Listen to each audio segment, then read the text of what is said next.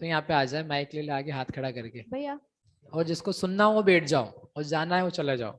सुनना है तो आप बैठ जाओ। भैया कहाँ है भैया बहना? हाँ बोलो। ये जो अभी आपने उपशमना बताया, मतलब जो उपशम बताया, तो ये जो सदावस्था रूप उपशम जो होता है वो और ये सेम है? नहीं, सदअवस्था रूप उपशम में तो वो सामान्य है, उसमें उपशामना नहीं की जाती है। वह कर्म जो है वो सत्ता में रखा हुआ है, और उसके सर्वघाती की उदीर्णा नहीं हो रही है, ऐसा हम बता रहे हैं। जैसे ज्ञानावरण का क्षयोपशम है, तो उसके लिए कुछ करना नहीं पड़ता, वो होता ही है। यहाँ पर जो मोहिनी का उपशमन किया है, ये कुछ विशेष काम है जिसमें उसको दबाया है, पक्का ऐसा बनाया है कि वो एक भी खाली जगह में आ नहीं जाए। ठीक है ये भैया अलग है वो अलग है? हाँ, इसके लिए पुरुषार्थ है और वो सहज है, इसलिए वो अलग अलग प्रकार के हैं। वो हर जीव को नेचुरली पाया ही जाता है, ज्ञानावरण में, दर्शनावरण में, अंतराय में।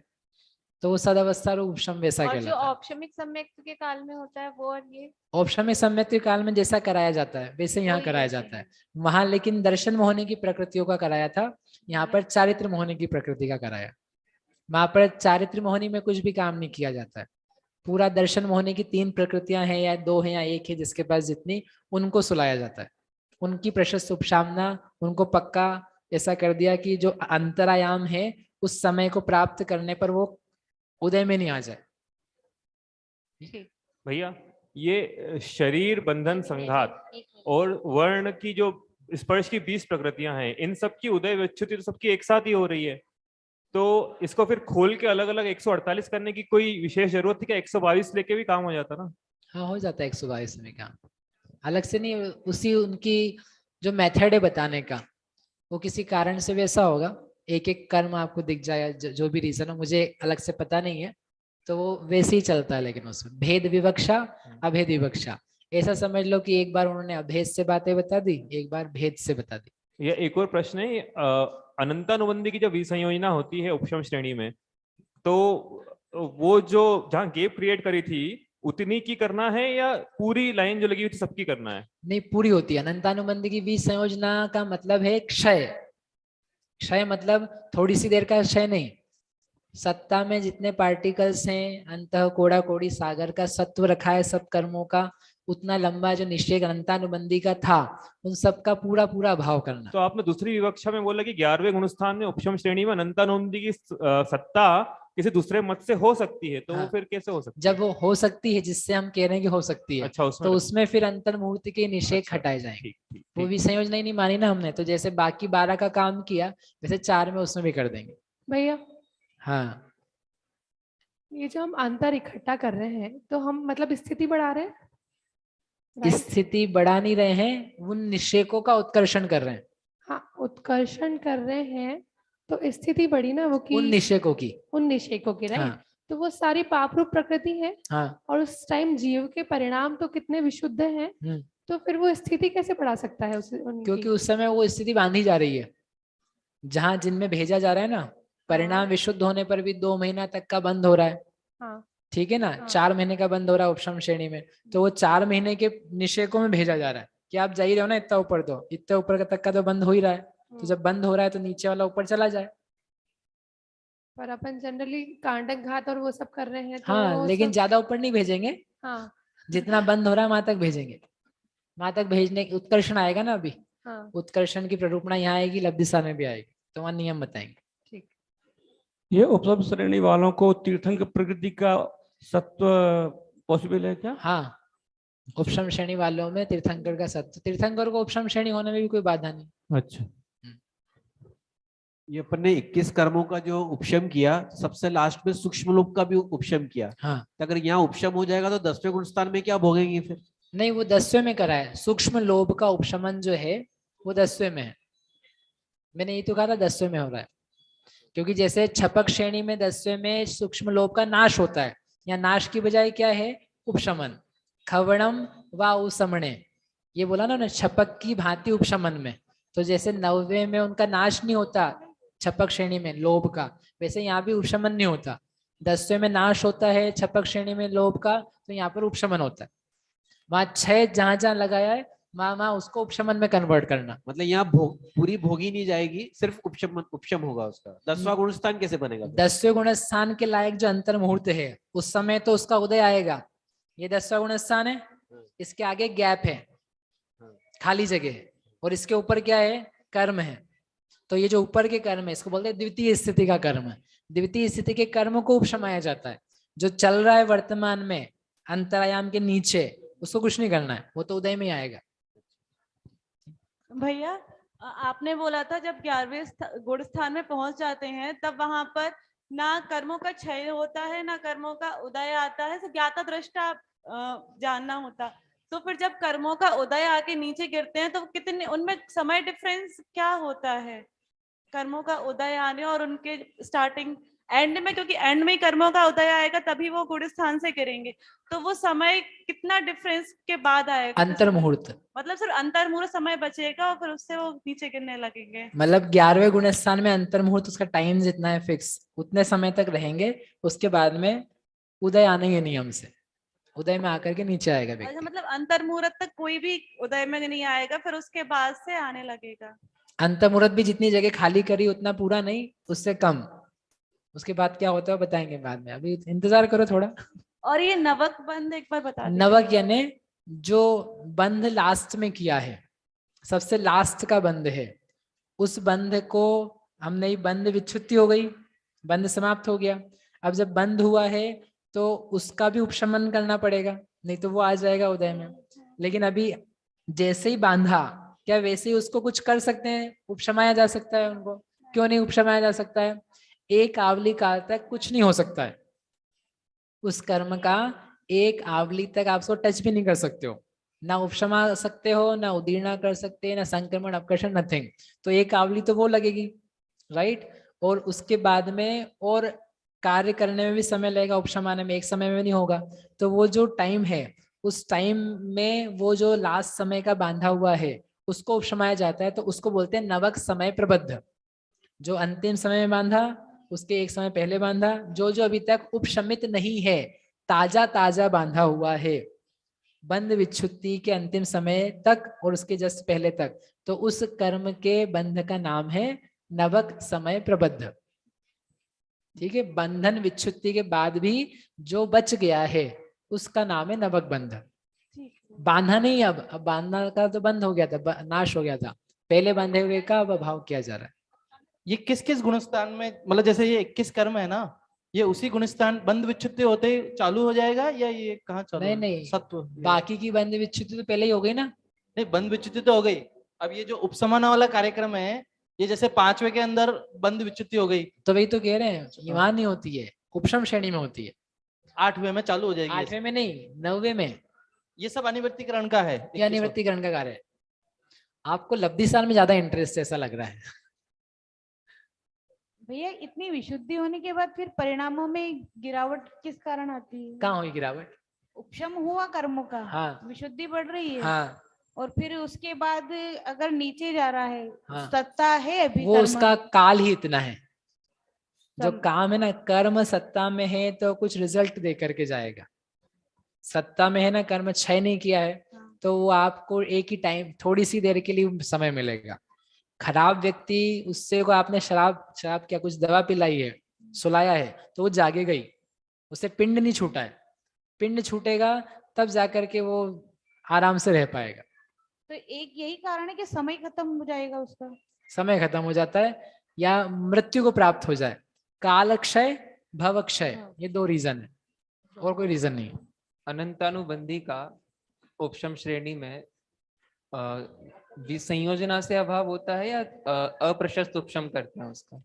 अनंतानुबंधी का या तो विसंयोजन करो, ठीक है, या फिर यदि सत्व मान रहे हो आप कि सत्व रहता है तो फिर प्रशस्त उपशम होगा, क्योंकि उसको भी अंतर करना पड़ेगा, दबाना पड़ेगा, वो सब कार्य तो होंगे। दोनों संभव है, विसंयोजना भी संभव है और दो मत हैं। दो मत हैं, या तो जिसमें 146 का सत्व हाँ। उपशम श्रेणी में माना जाता है, हाँ। उसके अनुसार फिर उसकी प्रशस्त उपशामना होगी।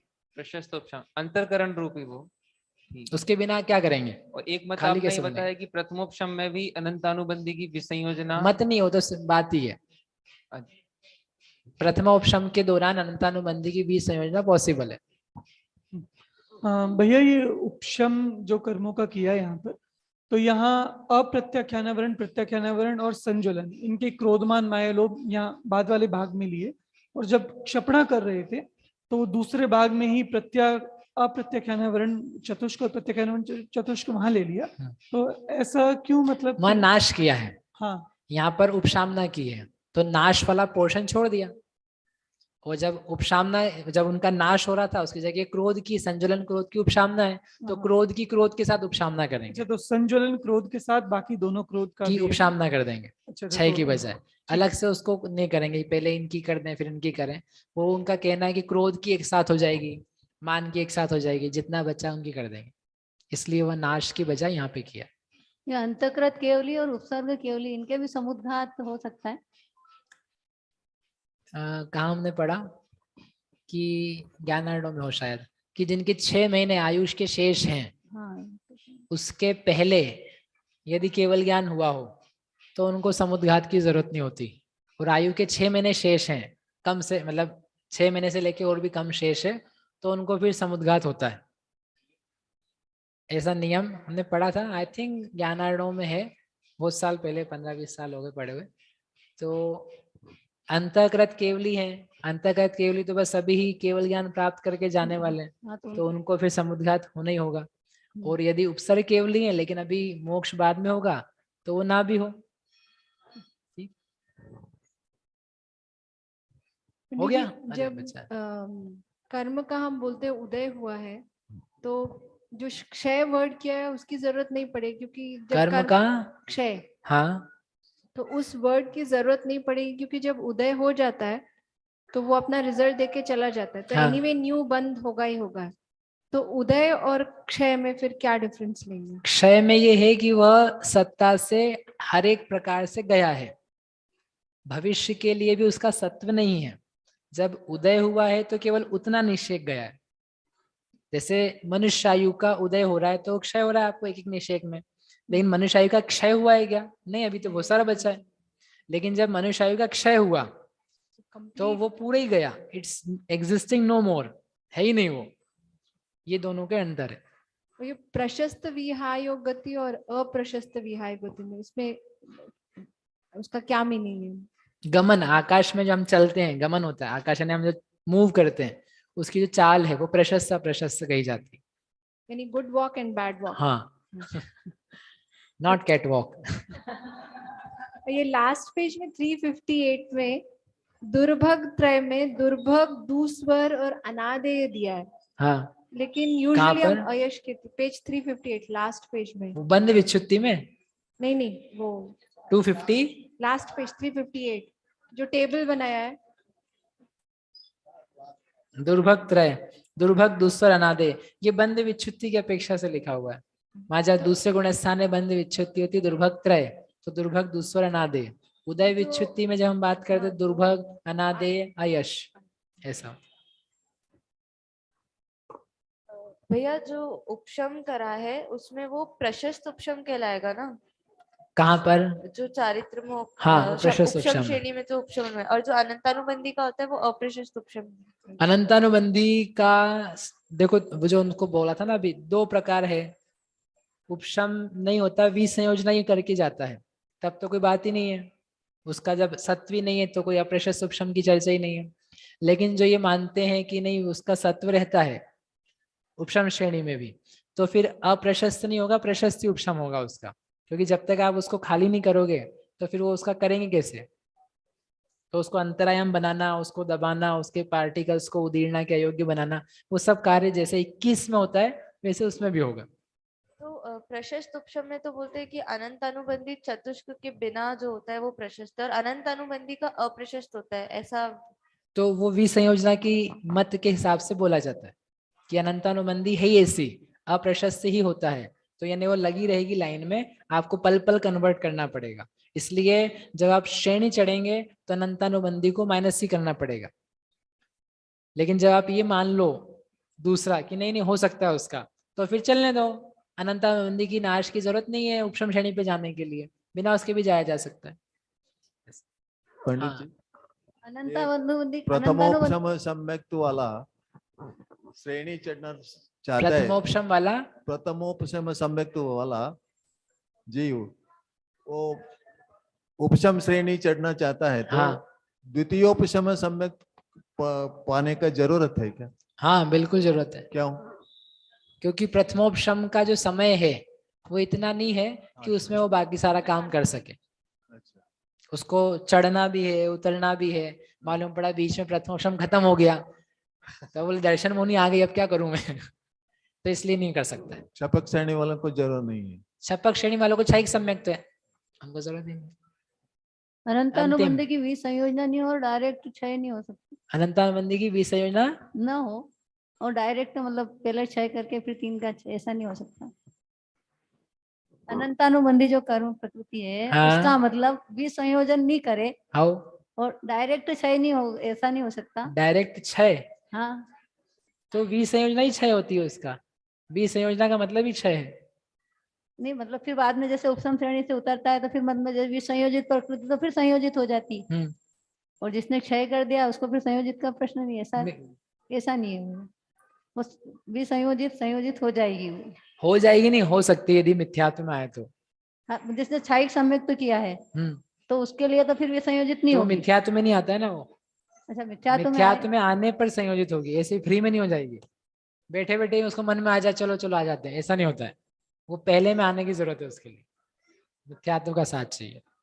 वैसे भी हेलो भैया। अच्छा भैया मेरे को है ना आनुपूर्वी का कॉन्सेप्ट क्लियर नहीं हो पा रहा है। कौन समझाएगा? ओ भैया मन सम्मेद आनुपूर्वी समझा दो उनको। हाँ बोलो भाई आप। मेरा प्रश्न ये था कि जैसे सम्मेद अंतरकरण, हाँ अंतरकरण जो अपन कर रहे हैं वहां पर, तो प्रत्येक प्रकृति के संबंध में अंतर अपन अलग अलग गिनेंगे कि क्या करेंगे? इकट्ठा अंतरकरण होता है। हाँ अंतरकरण तो इकट्ठा हो रहा है, पर जैसे कि एक का उदय जल्दी समाप्त होता जा रहा है, जैसे क्रोध का उदय समाप्त हो रहा है, वो मान में परिवर्तित हो रहा है, तो वो क्रोध का उपशम काल तो अपन तब से प्रारंभ मान लेंगे ना। मतलब जैसे 9वें गुण स्थान में आ गया, क्रमकरण समाप्त हो गया, अब अंतरकरण कर दिया। अब अंतरकरण करने के बाद अब एक एक करके इनका उदय आ रहा है, और फिर वो उदय समाप्त होता जा रहा है, और फिर वो आगे आगे परिवर्तित होते जा रही है आवली। तो अब मानो कि क्रोध है, तो तीनों 2 प्रकार के क्रोध गए, फिर तीसरा क्रोध है, उसकी अंतिम ही कावली बची। अब वो मान के साथ स्थिबुक संक्रमण के साथ वो उदय में आ रहा है। तो अब जब मान का उदय प्रारंभ हुआ है तो क्रोध का तो उपशम काल अभी से चालू हो गया, हम ऐसा ही कहेंगे? वो उपशमाया जा चुका है, ऐसा कह सकते हैं आप। क्रोध उपशमित हो गया, तब तो हमने सीक्वेंस लिखा है कि क्रोध पहले उपशमित हुआ, हाँ फिर मान का उदय आएगा। तो क्रोध का जो अंतर होगा वो मान के अंतर से, क्योंकि मान के अभी उदय निषेक चल रहे हैं और उसी समय में क्रोध की निषेक गायब है, तो क्रोध का अंतर मान के अंतर से बड़ा कहा जाएगा? नहीं, क्योंकि अंतर तो हम सबका समान बनाते हैं, फिर ला ला के भरते हैं उसको। पहले जगह खाली करते हैं, फिर जगह भरते हैं, और भर भर के फिर उदय लाते हैं। उदय के काल में क्या करते हैं? नहीं, जैसे जो अंतर किया है उस अंतर के नीचे के जो निषेक हैं उनमें थोड़ी अपन उदय को भरेंगे। उदय अंतर के समय में ही जब हमने अंतर लेके आए ना, उसमें क्या करना चालू करते हैं? द्रव्य वापस से भरते हैं। अच्छा, फिर उदय चालू कर रहे हैं, पर तो भी इन शॉर्ट काल तो फिर क्रोध का अपन बड़ा जो इकट्ठा अंतरायाम किया है वो तो सबका समान है, और उसमें फिर उदय फिर उसमें फिर आप ये कह सकते हो कि हाँ ये थोड़ा इतनी देर के लिए उदय में आया, इतनी देर के लिए उदय में आया, वो डिफरेंसेस हो सकते हैं। तो बाकी अंतरायाम का जो आयाम है वो सबका समान है, और फिर उसके निचली स्थिति में अपन उदय मान रहे हैं। ठीक है, बोलो महावीर भगवान की जय।